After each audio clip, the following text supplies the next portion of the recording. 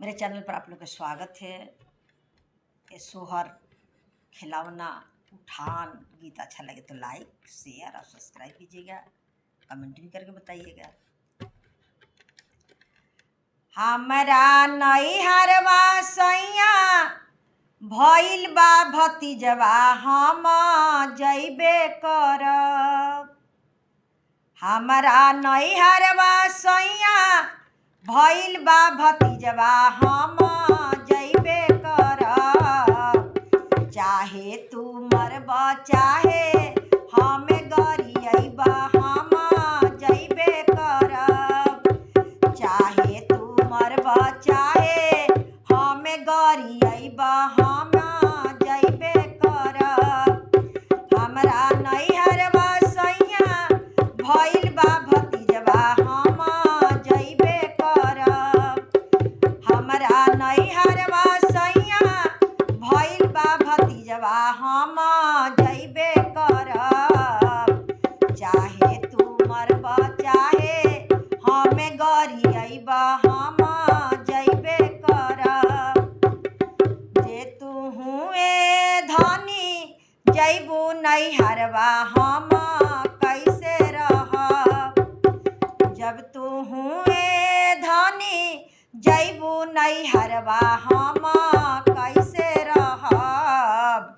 केहो बनैहे हमके केहो खियैहे, हम कैसे रहब। केहो बनैहे हमके केहो खियैहे, हम कैसे रहब। एक दिन बनैहा राजा दू दिन ले खैहा, ताले अइबे करब। एक दिन बनैहा सैया दू दिन ले खैहा, ताले अइबे करब। हमरा नैहरवा सैया भइल बा भतीजवा, हम जइबे करब।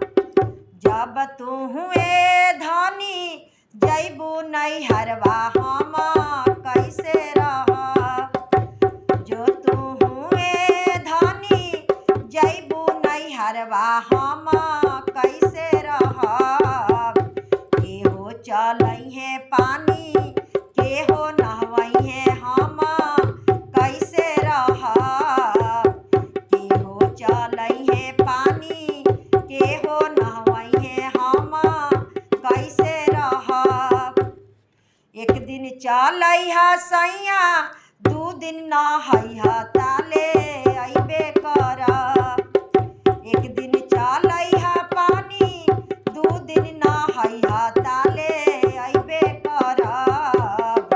हमरा नैहरवा सैया भइल बा भतीजवा, हम जइबे करब। हमरा नैहरवा सैया भइल बा भतीजवा, हम जइबे करब। कतनो तू मरब सैया चाहे गरियब, हम जइबे करब। चाहे तू मरब